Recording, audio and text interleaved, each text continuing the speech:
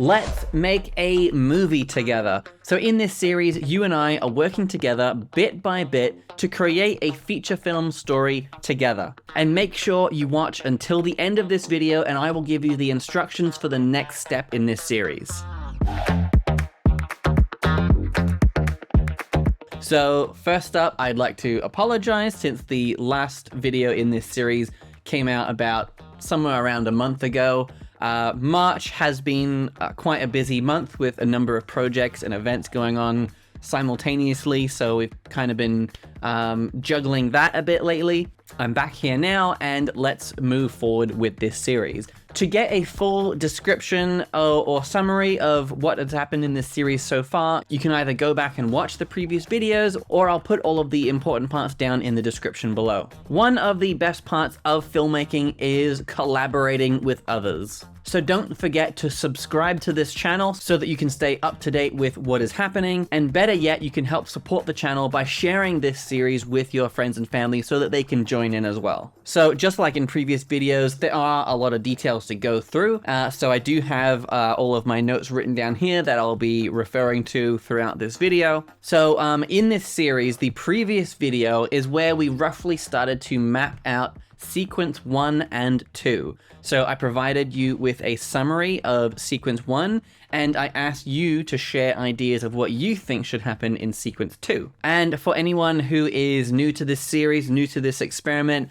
to simplify the process, we are using the 8-sequence story structure, as that helps give me a nice, clear way to plot out the videos for this series while still getting some kind of cohesive story together. The 8-sequence story structure, it's a helpful writing tool that essentially takes a feature film story and breaks it down into 8 different parts, where you can think of each of these parts as their own short film that then can be connected together to create the overall feature film. If you want to learn more about the 8-sequence structure, you can watch my previous video on it right here, or I'll put a link in the description. Let's get into it. This is what happens so far in sequence 1. Harriet Jones, a member of law enforcement in a small town, discovers or is lured into discovering an ancient site. This scene ends moments before her gruesome murder, and this scene gives us the first glimpse of the ancient artifact. Then we cut to Leo waking abruptly in his city apartment and immediately checking to make sure that all of the lights are on. He has a habit of turning on every light when he enters a room. Leo's home is customized to cater for his crippling phobia of the dark. Then we have a scene to show his proficiency. So he works on some kind of case or a crime. Then while he is working on this case, something happens that forces him into a literally dark situation. He either gets stuck in the darkness or the darkness prevents him from doing something important. Then somehow Leo learns of a crime unfolding in the small town. It's only when someone calls him up and tells him that they saw his long-dead daughter, where he is finally convinced to return to a town that he swore never to see again. So sequence 1 ends and sequence 2 begins with Leo's arrival in the small town. During sequence 2, Leo's in the small town, but has the ability, or at least believes he has the ability, to leave before he gets too involved. Let's take a look at some of your suggestions from the last video of what you think should happen in sequence 2. Angus Ladyman Palmer 397 says, I like the idea of Leo's daughter being connected or even unintentional antagonists, such as body being corrupted through death and can't pass on in peace, connected to the shadow artifact, or somehow goes missing but keeps all the corruption idea. I think being modernized, Leo would have a smart home where he can turn on the lights and such with his voice, which will provide quick response to ease his shadow phobia, and how far he will go to keep his fear at bay. Adding on that, when he goes to his hometown, we can see how much it affects him having to turn on all the lights, turn the lights on manually in a non-smart home, etc. I think every shadow, even how small, gives him a sense of dread and unease, pulling at his sanity and the emotional weight he carries. For an initiate, for an initial crime scene to get Leo in the dark, some sort of late night shopping jewelry heist, he either happens to be near or gets assigned, and in the confrontation, one of the unseen goons wrecks the breaker in jewelry store, turning store pitch black with only lights from street filtering in, or even a citywide blackout from the nearby power plant. Can also tie into his daughter seeing some sort of similar jewelry they used to wear and brings flashbacks and feelings. If going route daughter dies, or long extended missing to assume dead, then contemplation and resistance of visiting her grave for resolution or to make peace in hometown due to guilt and depression weighing him down. Still gets his hometown paper sent to where he currently lives, maybe some column from the current police describing uptick in crime. Could also create more sting if a friend put a death missing anniversary of Leo's daughter trying to celebrate her life lived and what she meant to the town and Leo. Leo could end up at well-lit bar late night grabbing a whiskey to soothe his feeling from either visiting grave or he couldn't do it. Goes to take a leak and notices a stall is closed with legs sitting kind of funny in stall. Bangs on door to try to get a response but no luck. Pops head further under due to concern and sees small signs of blood, leading to finding a guy with blunt trauma to head slumped on toilet with no witnesses, and Leo is the first person to see crime in hometown. Then we have Silhouette 6828. During sequence 2, I think we have Leo going about his day after the news story and seeing or hearing his daughter in every shadowed face. This leads Leo to have some hope of seeing her again and needing to know what's real. He may decide to only go to the town to confirm if it's a good idea for him to stay. He goes to his hometown and relives his last day with his daughter. As he decides to leave, however, he hears a voice crying out that he believes is undoubtedly her. Following it, only through brightly lit spaces, he reaches a closed door. When he flicks on the light, he is met with another murder. As one of the few live witnesses, he now can't leave the town. Thinking that he can leave the town sooner, he decides to help with the case and wants to get it done as fast as possible. So there's definitely a couple of you who are in agreement with Leo stumbling upon a new dead body. Then we have the benevolent hedonist who has 2 comments here. I can see that this one's actually the first one, so we'll do that one first. Sequence 2 suggestions. Alex is seen entertaining a couple of locals with some simple playing card and magic tricks. He's waiting for word that Leo has hit town and mentions Leo in a disparaging way to the locals. Perhaps this is in the bar attached to the local motel where Leo is to be accommodated. Alex leaves when Leo phones to say he's in town and where to meet. Surely Leo's daughter must be dead. If she was just missing, wouldn't he have stayed in town in the hope of eventually finding her? Since she's dead, Leo would visit her grave as soon as he returns to the town. Alex meets Leo at the grave, where their conversation reveals much of the background to the current situation. Within that scene, there could be a call from Leo's boss, which elaborates on why he had no choice but to go to the town and take this case in spite of the painful memories associated with that town and the events surrounding his daughter's death. Setting himself up in the local motel, Leo is seen installing several lamps in his room to ensure it is well lit throughout the coming night. Alex scoffs at this, pleased to see Leo has obvious weakness. Both become sharply focused when news of another death comes through even before they reach the site of the first murder.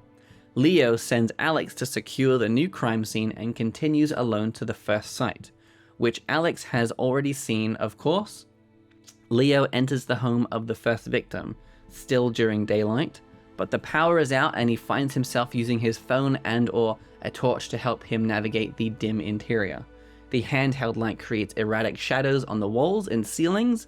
Mostly the shadows are normal, but still give the scene an ominous feel, especially when the blood spatters on the floor and walls are seen along with the smeared bloody handprints, etc. Leo's hand is shaking noticeably as he scans around with his light, casting more shadows which now look bizarre but which are still normal within the context. Nevertheless, the fear in Leo is growing with the strangeness of the shadows. The audience sees that a particular shadow is not behaving normally, but Leo doesn't see it. As this shadow slowly creeps towards Leo's shadow, Leo suddenly loses his nerve and rushes out in the safety of daylight, ironically and unknowingly saved by his fear of the dark. Incidentally, The daughter's gravestone shows that she was born the same year as Alex, but died perhaps 13 years earlier or so. I don't know if this is appropriate for sequence 2 because I'm still learning about this 8-sequence approach, so lots of constructive criticism, please. And then the second part of the Benevolent Hedonist's comments, Leo's daughter could still be seen as a ghost, perhaps as a positive spiritual entity moving to oppose the evil entity. If a murder occurred in the town before Leo arrived, then could it still have been Leo's alter ego? That seems like a bit of a stretch. Previously stated was that it was the release of the evil entity associated with the discovery of the artifact in the town. That began the murders, so I don't think Leo's alter ego can be the culprit unless it can operate at long distances, in which case it wouldn't be limited to the town. So why would the murders only be in the town? If they are not limited to the town, then they would be treated separately across multiple locations, and the logistics of the movie would become very much more difficult. The artifact would be missing from the first murder scene, probably secured as evidence, but perhaps stolen. It may be found by Alex at the second murder scene, or it may be missing from the scene too. Tracing the artifact and investigating its history should give a clear path for the detectives to follow, which the audience will be able to understand quite easily, provides a distinct focus and purpose for their actions, and let's say it's a mining town with a long history. When they lived in the town 13 years ago, Leo's daughter fell down into an abandoned tunnel dug by ancient miners. Leo immediately goes in after her, but she is mortally injured and cannot be moved. He has to try to keep her alive while yelling for help, which does not come. It is pitch black underground in the tunnel. Leo does his best, but he's not a doctor, and working in the darkness is very difficult. His daughter eventually dies in the dark, and this recalls for Leo the time when his grandma, who was suffering from dementia, accidentally locked him in a closet when he was 4 years old. That childhood trauma was reignited by this new trauma, and we see why he has his phobia of the dark. There's a lot of things to unpack from those, and it is fantastic, and it gives us so much detail to work with. From the first comment, I like the idea of Leo having a smart home apartment, a place where he can instantly turn on all the lights without needing to actually reach for a light switch. That's a pretty cool little thing there. Then from the second comment that we had, I definitely like the idea of Leo seeing his daughter's face and then believing he heard her voice. Perhaps the incident at the ancient site has, as we said, awoken something, and after that moment, that could be when Leo starts to see and hear things. So once Leo gets to the small town, I also like the idea of him potentially reliving or visiting the places from the last day that he had or the last day that he saw his daughter. This makes me think that there could be a specific location, an abandoned warehouse, or I like the ideas in the other comment about the ancient tunnels, or the tunnels made by ancient miners. And this can literally be the last place Leo saw her, so the place where he failed to save her from the darkness, or whatever it is that took her or consumed her, or whatever it is. For me, I initially pictured some kind of old warehouse, just because I know that there's this old abandoned warehouse not too far from me where there's like tunnels in there, and they go pitch black the further you go in, and I haven't actually heard of anyone that's kept going and gone to the end or anything like that, so that's just kind of what popped into my head. But I like the idea of these like ancient mining tunnels. It has a bit of a primordial feeling to it. Anyway, so the main thing that I'm kind of imagining throughout sequence 2 and whatnot is that there's a specific location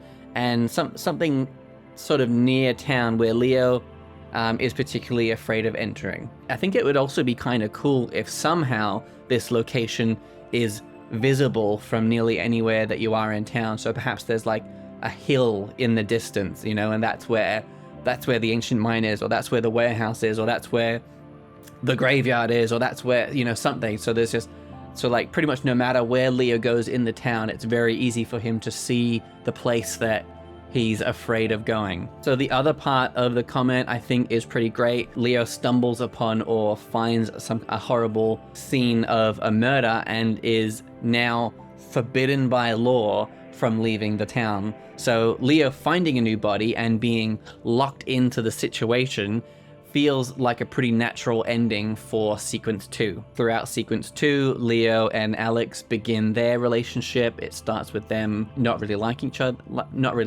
other. The final comment from the benevolent hedonist, it's definitely a good idea for Leo to almost immediately go to his daughter's grave. I don't know. I mean, so yeah, I think there are those two different options. So it's like, it's either he would go to the grave first thing, like immediately, or he would be afraid of going to the grave because then it would, it would bring up emotions that he's trying to avoid. But then if he did go immediately to his daughter's grave, then that might be a way to give the audience some very clear information of why Leo is afraid of his hometown, and simply just to let us know that his daughter is dead. So, this person that he's been seeing in other people's faces and that kind of thing, now we're revealing that she's been dead this whole time. Then at some point, Leo sets up shop with the local law enforcement, and we can establish some immediate conflict between Leo and Alex. Any great film duo always starts off hating each other. I also love the part where Leo is investigating a location of a crime scene, and his own fear of the dark is the thing that saves him from the evil presence or whatever is in there with him. One of my absolute favorite things to do in films is find a character's weakness and then somehow turn that weakness into their strength. So somehow their weakness is the thing that gives them the greatest advantage. I think that if you can pull this off in your storytelling, then you've struck gold. I think some of these elements could potentially be used for sequence 3. So sequence 2 can end with another murder or Leo finding a body, etc. Then finding this extra body is what can cause him and Alex to go a bit deeper into this investigation and get a bit more serious about it. I'm also kind of thinking that the ancient site where Harriet was killed somehow doesn't actually get discovered just yet. Perhaps her dismantled body was found somewhere else or at an entrance to the place where Leo refuses to go. The other point about how it's unlikely for Leo to have caused the murder when he's so far away from the town, it certainly does seem like a bit of a stretch. And when crafting a story, we are mostly just throwing spaghetti at a wall and seeing what sticks. And perhaps that detail is simply just not sticking. Which leads me to think that, and this is just a thought, that while Leo certainly does have something dark and supernatural about him, like this alter ego, perhaps it is not specifically the same supernatural force that is causing the murders, but it's still related in some way. And the final part of this comment, which is fantastic, is establishing it as a mining town and having Leo and the incident with his daughter in a dark, scary place like an abandoned tunnel or mine is exactly the kind of feeling that I had in mind. I also love that you've started digging into Leo's past and trying to identify what his past childhood trauma is, because childhood trauma is pretty much the main thing that determines how people live the rest of their lives. It is definitely an important detail. This one, I can very easily imagine Leo getting those quick flashes of what happened to him in the past whenever he gets trapped in the dark. These are some amazing suggestions for sequence 2, and you've gone above and beyond, and you've even given details that can help us influence sequence 3. I feel like most of the benevolent hedonist suggestions give us a lot for sequence 3, so this is really cool. Sequence 3 is when the protagonist starts to face their first real set of obstacles. So investigating these murders can absolutely be the focus of sequence 3. Sequence 3 is the start of Act 2. So at the end of Act 2, the protagonist has pretty much reached the point of no return. So whether Leo likes it or not, he is now stuck in this town until he figures out what is happening. And initially, as Leo and Alex probably don't like each other, I think it makes a lot of sense for them to both start out investigating two different parts of what is happening, with each of them getting into different types of trouble. That's just an idea. Let me know whether you think they should investigate separately or together. Toward the end of sequence 3, after having a potentially terrifying experience, Leo and Alex perhaps come together at that point and hesitantly work together. And it is at this point where they somehow come into possession of the actual artifact. They, of course, don't know what it is, what it does, or how it's involved, but they have it nonetheless. Now it's your turn. So for the next step in this series, I want you to come up with sequence 4 of this film. A few tips for sequence 4. This is typically the fun and games of the story. So this sequence is where we deliver on the promise of the premise. If we were explaining our idea of this film to someone, there is probably a particular aspect we would use to get people excited, and it's likely the same aspect that gets us excited about the idea as well. So for this concept, for me at least, there are probably two main things that are promising with this concept. We are promising gruesome scenes because we know that people love gruesome stuff, and we have also introduced the idea of this artifact that kind of gives these like abilities and whatnot. Sequence 4 of this film will likely involve Leo and Alex interacting with this artifact, probably still a few murders going on. It gives the power to control shadows, and with Leo's crippling fear of the dark, I'm sure that there is something very unique that we can do with that. Feel free to let me know if you have any suggested changes for that. This is just so that you're not working with nothing. Again, if you want to learn more about the 8-sequence story structure, I'll put a link to the other video in the description below. So that is it. Your homework is to come up with some suggestions for what happens in sequence 4 of this film. Cast your votes in the comments below, and I will see you next time.